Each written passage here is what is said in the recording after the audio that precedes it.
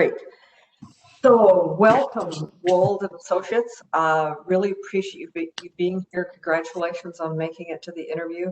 We have lots to hear from you, I know, based on your proposal, and we look forward to hearing that. As you know, this is a 20 minutes for your presentation and 20 minutes for our question and answer. And your time will start once we have done our introduction. With that, we'll call the roll. Erin Fogarty Miller, board support. Present. Sue Anderson, representing Minnesota State Arts Board. Present. Bill Byer, representing AIA Minnesota. Present. Tom Murphy, representing Associated General Contractors. Present. Jan Shagaloff, representing the American Council of Engineering Companies. Present. Ted Tucker, public member of the board. Present. Glenn, I turn it over to you for introductions. Yes, I'm Glenn Hano, the Department of Administration, Real Estate and Construction Services. With the agency, we also have Joe Kelly, Director of Homeland Security, Energy Management, Emergency Management, and Kevin Reed, the Assistant Director. And I am Catherine Leonidas, Chair and public member of the board. And I am going to ask the board to mute their microphones while doing their presentation. And with that, I'm going to turn it over to you folks. Well, thank you. Our goal today is to demonstrate to you that we are the team that is most prepared to develop a next generation EOC for the state of Minnesota. I'd like to start by making a comparison. An EOC doesn't successfully respond to a crisis by chance. You spend countless hours preparing what-if scenarios, developing response plans, defining roles and lines of communication, and practicing the response to test the plan. You may never have needed to respond to a pandemic before, but I know for certain that Homeland Security had a response plan ready, and you practiced it to ensure it wouldn't fail when needed. Similarly, this project shouldn't be left to chance with a team that hasn't prepared and practiced for this exact situation. Like an EOC, our team is prepared with response and experience. We're one of two teams with a local commitment paired with national expertise of designing a state level EOC.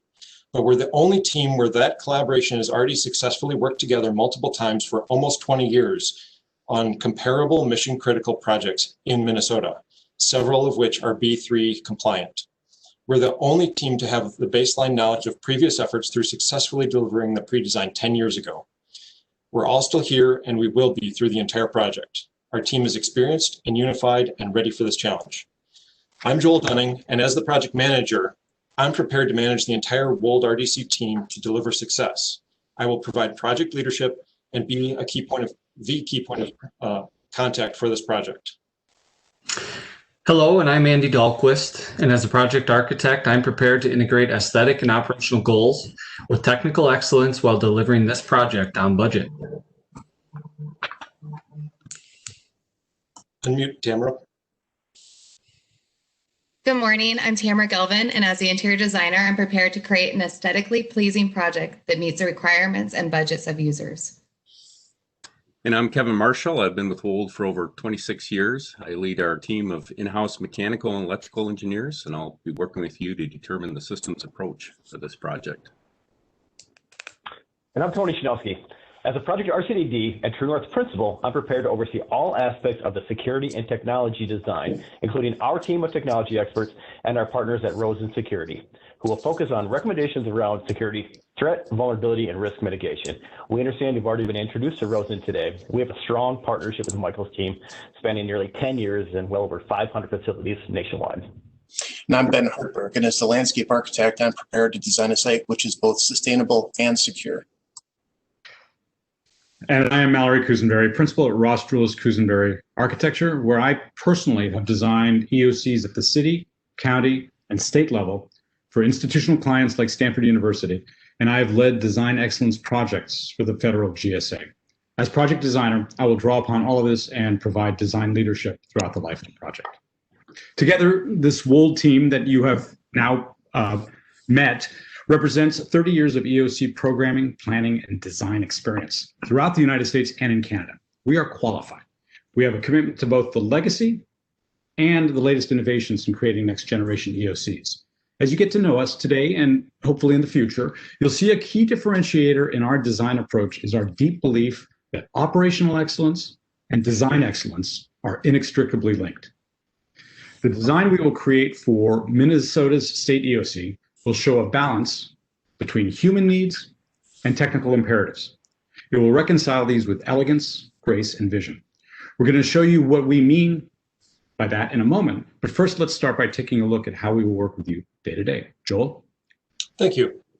Because of the complexity of this project, we want you to know how we are going to work with you. Simplifying the complex critical path of decisions is important for everyone to understand. The conceptual project timeline on screen outlines our specific project design approach. The rows capture major efforts and milestones are aligned at critical times. Because of our team's experience with EOCs, we know that there are many parts of the project which cannot wait for later in design and must be addressed right out of the chute, like outlining technology needs with Tony's team. But we also know it's not prudent or effective to go full speed on every aspect of the project because many rely on future decisions. We understand these nuances of this project. A very complex project requires a thorough and detailed schedule backing up that diagram. We know that Joe Kelly and Kevin Reed are extremely busy right now, and when we're granted time with their team, we need it to be as productive as possible. To do that and ensure overall project success, you need to know exactly what will be discussed and decided at every meeting. We lay out the entire project schedule in great detail at a project's onset so that you know what to expect at every meeting. So now let's focus on the first few months of the project and talk about some of the critical tasks involved in updating the pre-design. First, the kickoff charrette is important for everyone to discover and agree upon the high-level objectives of the project. We need to know what lessons you've learned in the last 10 years. When our team designed Minneapolis's EOC, our kickoff meeting was the debrief from the 35W bridge collapse response. It was exhilarating to hear firsthand how a facility can support or impede EOC operations. In the photos on screen, you can see many of us going through this exercise 10 years ago from our previous pre-design. The charrette's an essential step in establishing a tone of equal collaboration and positive communication with Homeland Security and REX.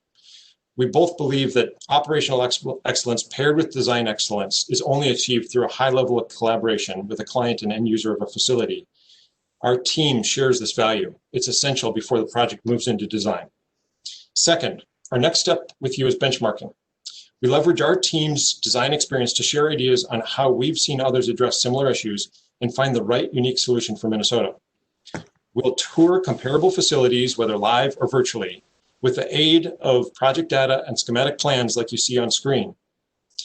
That way, everyone can develop a common language around spaces and facilities toured and learn the best and sometimes not so best practices. With a common language having been established through benchmarking, our third step will be to start the process of refining and redefining the space program. We'll leverage our previous efforts, but we'll also challenge Homeland Security with the lessons that we've learned on how we've seen operations change in the last 10 years. Mallory, Andy, Tamara, and I will hold in-depth interviews with stakeholders to define all programmatic needs of the facility. Fourth, through our programming discussions, it's essential to gain insight into the next step, operational flow and physical adjacencies, which support EOC operations. We'll work with you to develop a concept of building organization and kernels of ideas on massing based upon operational excellence. Finally, we know that one of the critical steps of pre-design is site selection, and we know we'll be asked to weigh in on the appropriateness of potential sites, just like we did in the pre-design. We've led clients through this process and been key to the analysis of potential sites to facilitate the selection process. To do this, we'll engage Ben and our site team and kick off the risk assessment process with Michael Rosen early to identify major risks and their correlating costs, which could weigh heavily on the project budget. For example, a larger site may be slightly more expensive, but be able to save the project millions in anti-terrorism force protection simply by meeting blast setbacks. All of this work is essential to be able to quickly and effectively update the pre-design and confidently move into design, knowing that we are prepared and that there will be no surprises ahead for the project. Okay, now let's jump ahead a few months and discuss a few of the critical tasks that are essential to project success. On your screen is the conceptual timeline that we've put together and that Joel touched on earlier.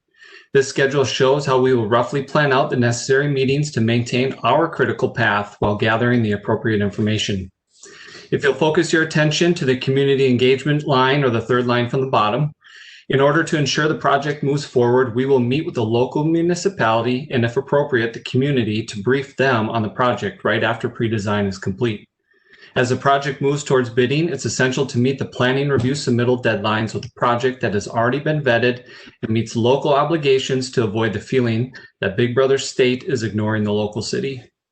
We are excited to understand that the state is looking at sites in Blaine because we are currently working with the city of Blaine on a remodeling of their city hall and police department, and know that we can leverage our great project experience with them for the benefit of the state EOC. Next, let's take a quick look at the dark green bar in the top half of the schedule. A second critical action is collaborating with the CM at risk. We know and embrace the process and will leverage the benefits of collaborating with a partner with a focus on constructability. We look at a CM not just as an estimator on board during design, but as a true collaborator. With the complexity of systems and demands on performance that an EOC requires, leveraging a construction mindset will aid in the decision-making for this project. And finally, focus on the orange bar in the middle of the schedule, cost management. As the project moves through design, maintaining the budget is a responsibility our team takes very seriously, starting right in pre-design.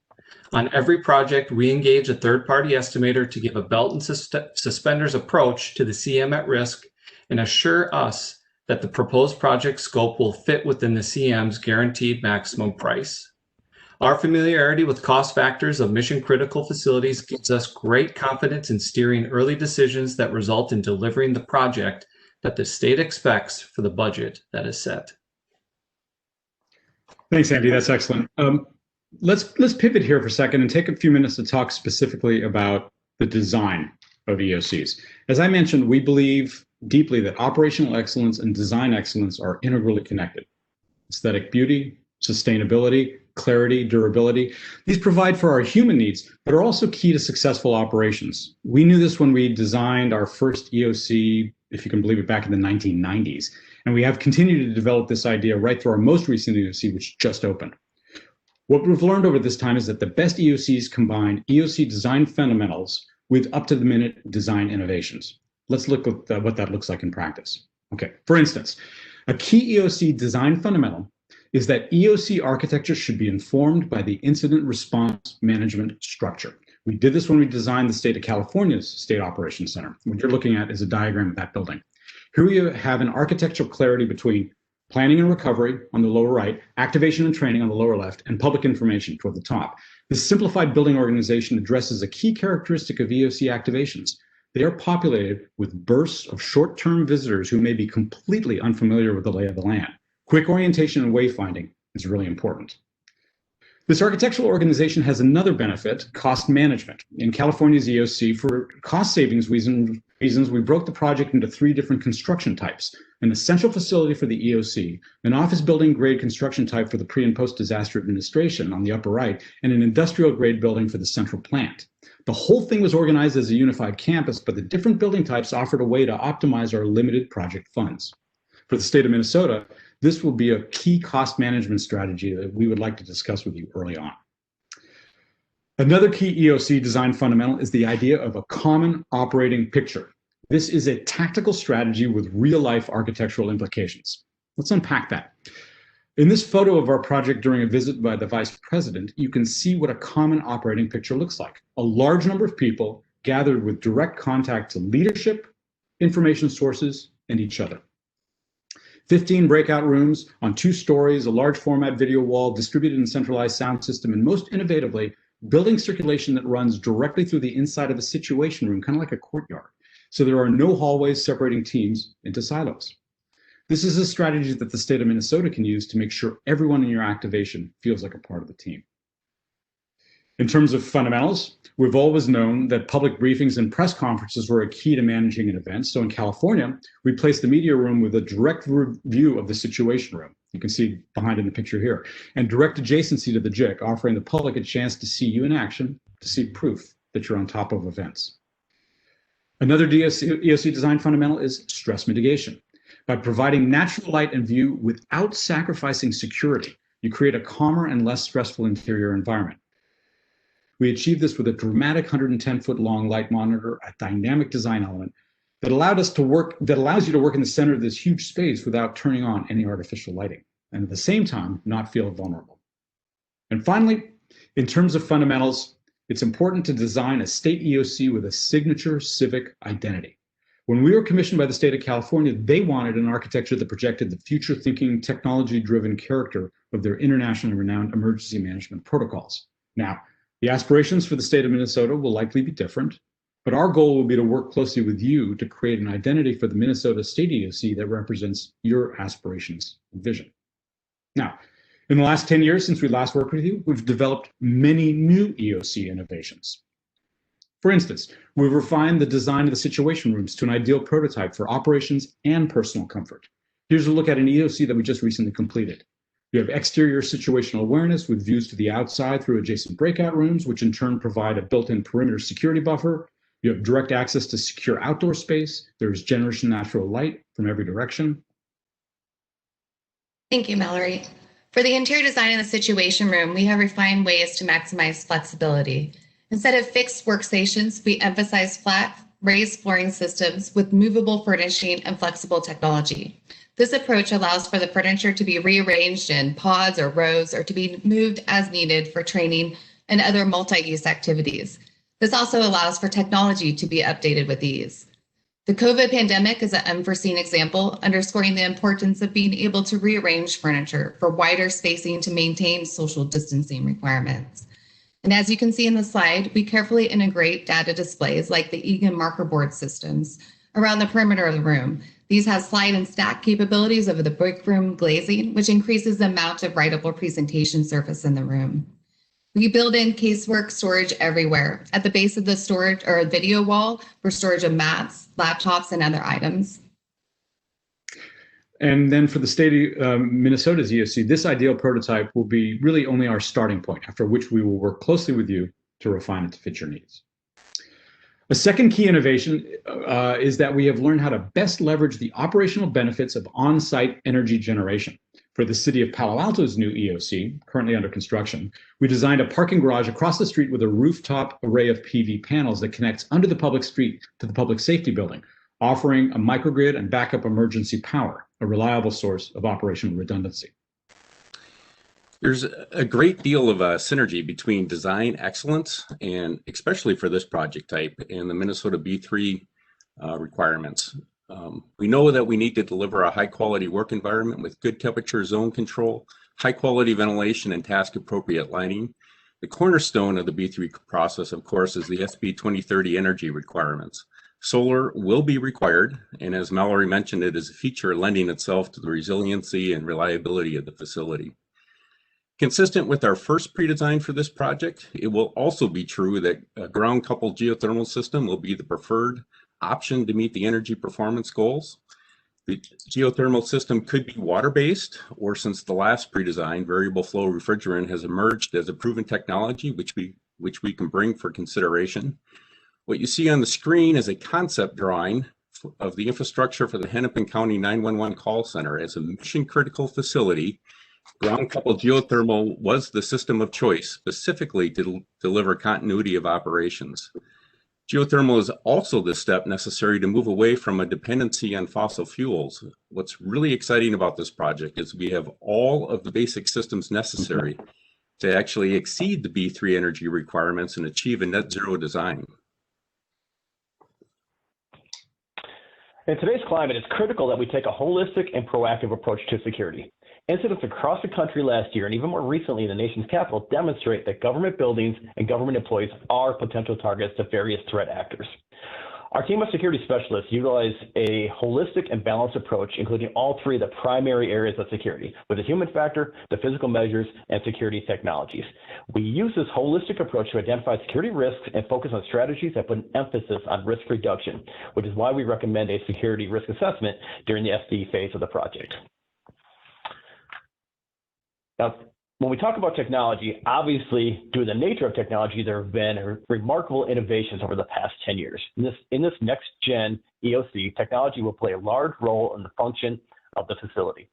Our team of technology specialists will focus on state-of-the-art design, ensuring the facility has robust and secure communication systems. And as you've seen on previous slides, many of the spaces will have a significant amount of user technology, including displays, video walls, control systems, and sound reinforcement systems.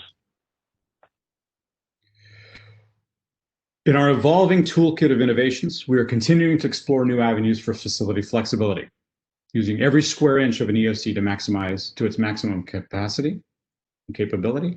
And finally, we embrace the newest innovation for us of what we call an activation ride-along, to learn everything that we learn about your operation. We did that recently when we designed the new Stanford University EOC, where I was part of a full-day university-wide mock-up activation, taking notes, observing ergonomics, identifying hurdles and glitches that could be improved in our design.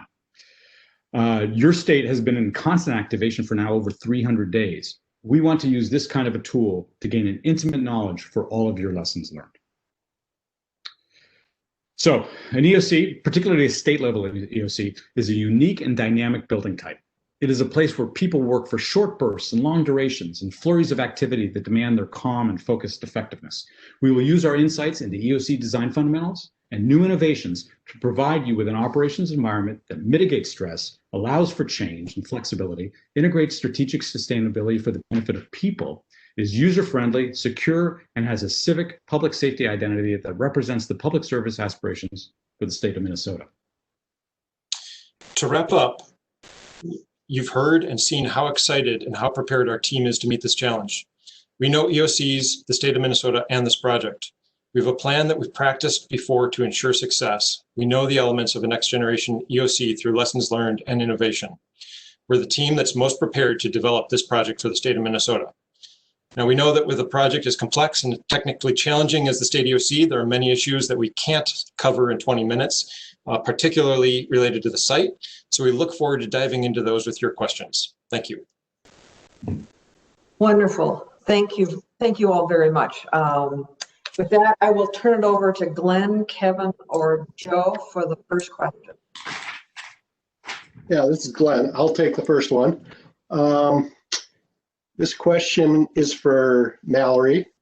What is your best example of one of your state, or one of your operation centers that mostly matches our state EOC requirements? And since it's been in operation, what lessons have been learned from that operation?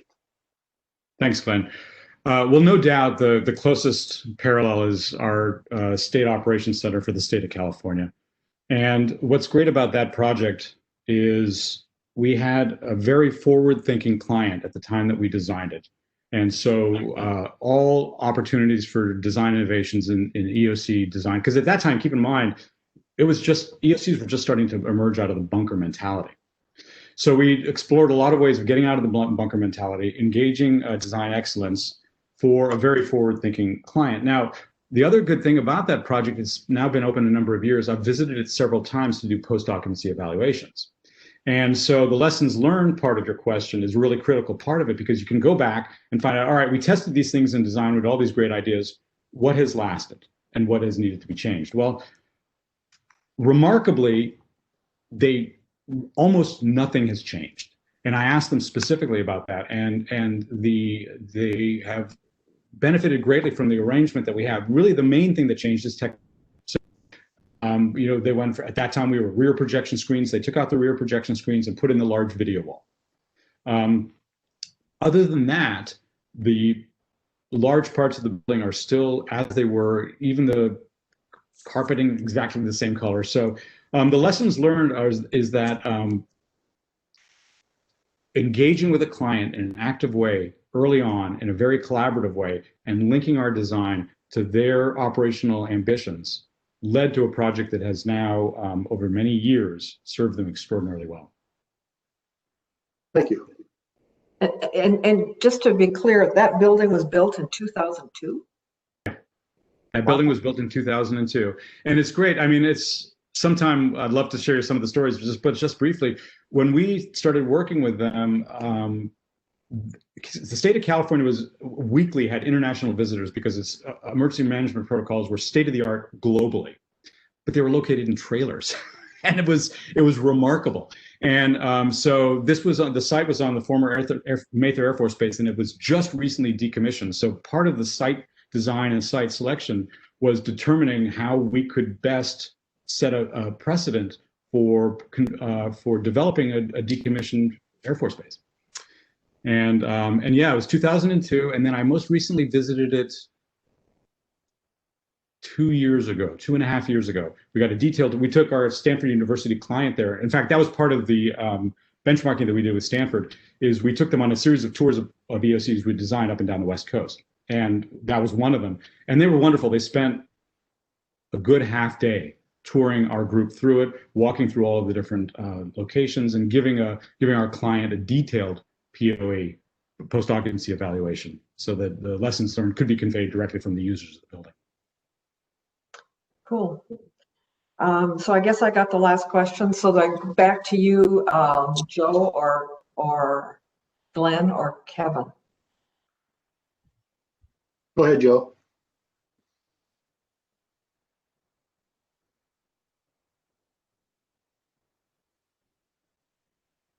I don't see Joe. I'm good. I'm demonstrating my technological a little delay with the screen, but you guys can appreciate that. Yes. Speaking of appreciation, Glenn kind of preempted my primary question, and then it was followed up on. We're very interested in the lessons learned from California and some of the things they did, because that's a very impressive part of your portfolio. I guess my first question, though, kind of relates to a lot has changed in the last 300 days, and I'm going to kind of put this on the pandemic for this particular question. And one is the incredible thirst for information, whether it's from the public, from the governor's office, from the legislature, from the media, and then the need for not having as many in-person meetings. And I think that's one of the things that will carry forward: more remote working, more distributed training and education, meetings by wire, et cetera. Can you talk to me a little bit about your thoughts about how the training and media, I don't want to call them production capabilities, but the capability of that building to do that on a very flawless and professional level? And I promise I won't be the IT operator. Yeah, that's a key. Well, Joe, thanks, and it's an excellent question, and that was an interesting one to evolve. And what I might just remind everybody, or at least convey from my experience, is that yes, things have changed in the last 10 years, but my experience is that things tend to be cyclical, that they'll change away and then they'll change back somewhat. And for instance, security is one of those where there's a reduced emphasis on security, then an increased emphasis on security, and a reduced. So they tend to go. There's a little bit of a generational shift. But relative to the 2 points that you brought up, first let's talk about the media and the thirst for information. Obviously, the state of California is very media savvy, and media has always been a key part of it. And the media room was a key part of the state EOC design. So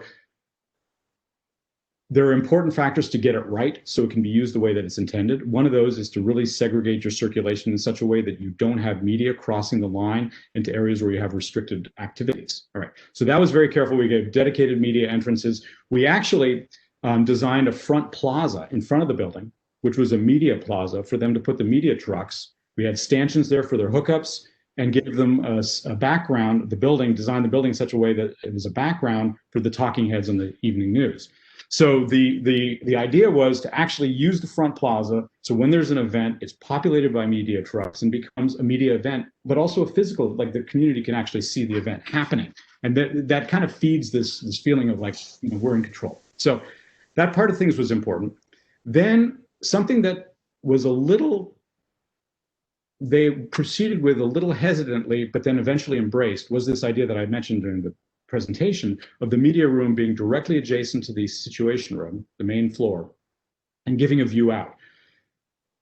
originally the thought was that you would be able to see the activity, and if it's not secure and the information that's being shown isn't secure, that you could actually help bolster the image of your activation response. Well, we also designed a window screen. So it was floor to ceiling storefront, but we also had a screen that came down that had a state seal. So if they needed to, they just dropped the thing and they could just do their press conferences with nothing visible. What I've noticed though, and I've had plenty of time during COVID to see Governor Newsom do many press conferences, and all the COVID press conferences are from this media room with a backdrop of the state EOC, state of California imagery up on the large back screen, rear screen monitor, and they're completely embracing the view of the situation as part of their media outreach.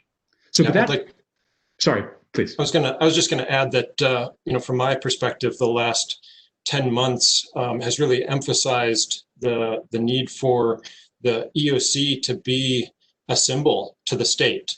Whereas, we were all fortunate that you could be in the basement of Town Square. But seeing those daily press briefings by the governor, by Homeland Security, by the Department of Public Health facility or team, reassured the public that there was someone reacting to this pandemic, to the civil unrest, to everything that was happening. And a building just like the state capitol is a symbol of government. The state EOC needs to be a symbol that there is calm, there is someone taking care of the crisis.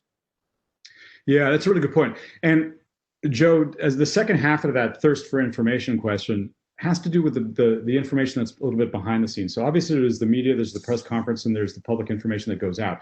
But then you have the Joint Information Center, the JIC, which is a key component that's the behind the scenes information, where and how that connects in is really important. If you look at a lot of EOCs, the JIC sometimes is treated like the marketing department that's down the hall and it's just kind of separate from operations and the phone.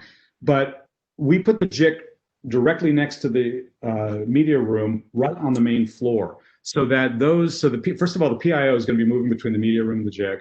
Then you're going to have the ability for those that are in there to actually see what's happening on the floor and get to engage with those that have the information. So everything turns around a lot faster, and everybody feels that they're part of the event. So that kind of behind the scenes information management is critical too. I want to get to the second part of your question just briefly. The second part of your question was not as many meetings, and that's definitely what we're experiencing now.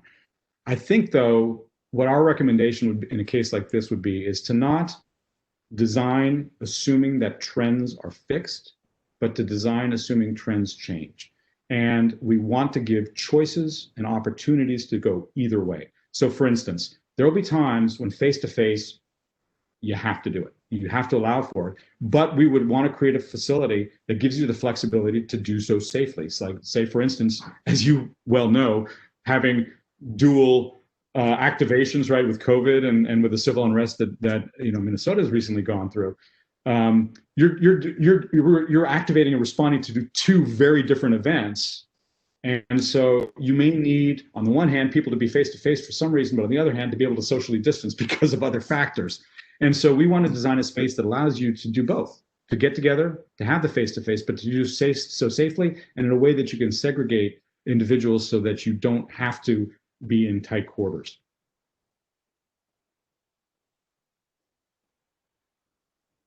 And I'll move to a follow-up question if I didn't capture some part of your question. Next question from the board, and I may ask Sue if she has one in particular.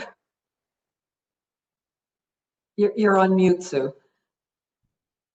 Sue, you are muted.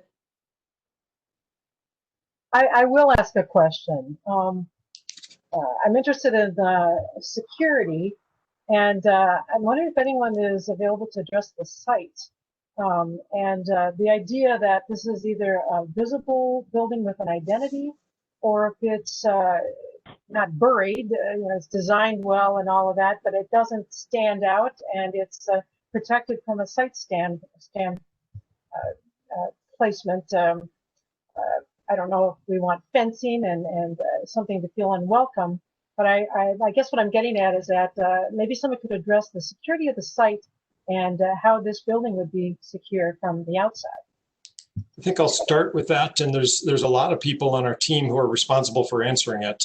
I think with my previous statement of, the building is many ways is a symbol that the presence of the EOC is there to support, and respond to the crisis. So I believe that we've seen, just like the operations rooms came out of a bunker mentality, and all of a sudden are wonderful places to have to work in a stressful environment. They're de-stressing internally. Externally, we've also seen EOCs go from being that hidden bunker sort of mentality that can't be seen by the public to being secure on a site, but also being protected and being an obvious symbol. With that, we know that there's certainly site security risk assessments that need to be done by Tony's team with Michael Rosen, and also Ben, in the landscape architecture, can certainly support making this a secure facility that is visually appealing and isn't just simply rows of fences and barricades. So if you two want to take that on and explain a little further. Yeah, I would say our team also is, they're experts in STEP principles, so crime prevention through environmental designs can add some of those security elements without making it look like a fortress or a jail, right? So, we don't want this Israeli, wire fencing, around our facility, but there are also some things we can do just with the environmental design, that can help mitigate some of those risks. I was going to say briefly, Sue, it's hard to say in advance. I think a lot of what we do is really, it's going to be important that we understand Joe and Kevin and your organization's ambitions and concerns, and get that early on, and then customize how we approach this based on some of those things, and whether the state wants to have a strong presence or wants to be more under the radar. So it's not something for. I do agree completely with what Joel said, that there is a civic component to it, and we like to promote that if it's possible and everyone agrees. Now, it is kind of a both and situation where you can have both the civic presence and high degree of security. And I think that's going to be essential. There'll never be a place where you choose one or the other. So we'll get it. I think a couple of things that are critical is, I think the early threat assessment is going to be really important, because we really want to identify what threats it is we're designing against. Because that will inform a lot of what we can achieve. And then just one very specific example to what Tony brought up.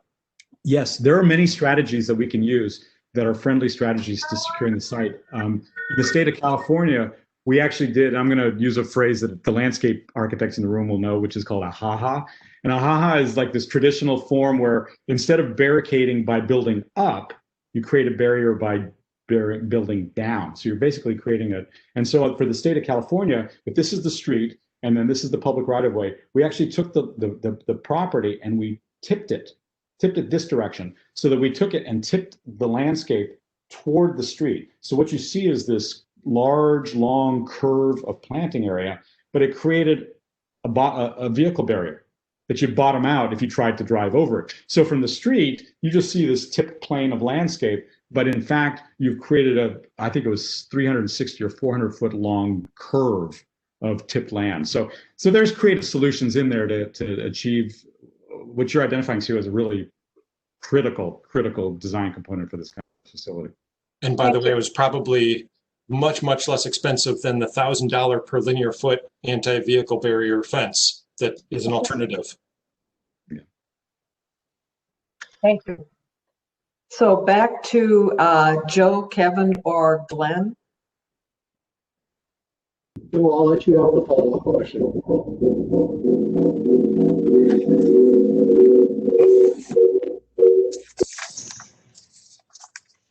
Sound effects. I couldn't hear that. It may be mine.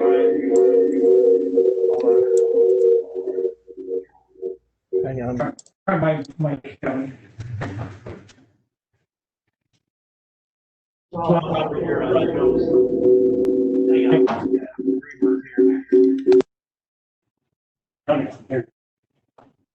Sorry about that. This is another guy who can't do the technology side. So my question was, in your concept in California, you use both internal and external space in the EOC design. how would you look at that in an environment like Minnesota where we could potentially use both internal and external space in our weather conditions?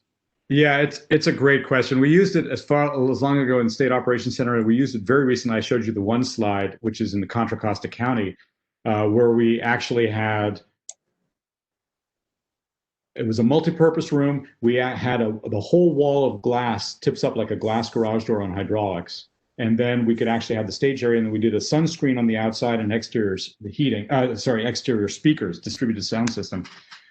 I know a solution like that really, without doing more to it, is really only good for maybe at best 5 months out of the year. So that's a limited solution in Minnesota. There you go. Thanks, David. So that was the example. I think the first step, there are opportunities where we would look at more physical screening, whether it's landscape screening, and also putting exterior heaters. So you could have that as an opportunity.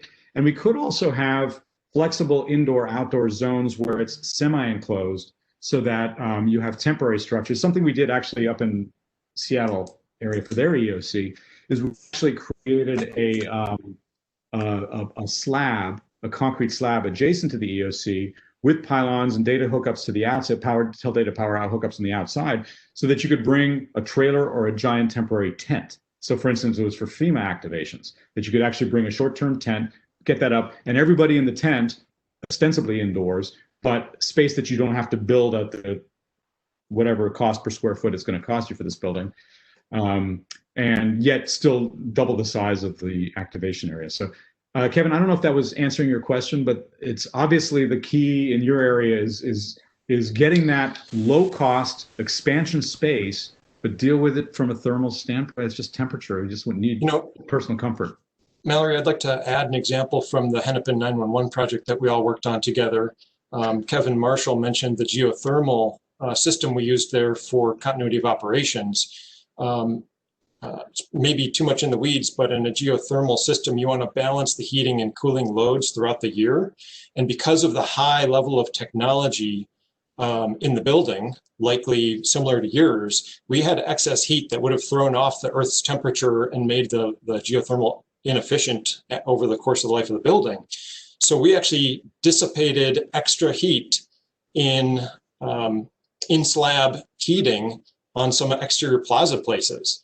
So we can still do a sustainable building with the net zero goals and provide some exterior heating that extends that 5-6 months, maybe into 7-8 months. And, you go around the lakes or any outside path right now, and there's no stopping Minnesotans from enjoying the outside right now. So even if it's simply, a piece of the stress mitigation that's available, even if it's not a functional meeting space, but we know that there are opportunities that we can definitely leverage. And with that, I am going to say thank you very, very much. We appreciate your participation today. I think we've all learned something very interesting. And you can expect to hear from the executive secretary either this afternoon or probably tomorrow. Great. Thank you. Thank you very much so much, all of you. It's been a pleasure. We are really excited about this opportunity. So thank you. Thank you. Thank you. Thank you.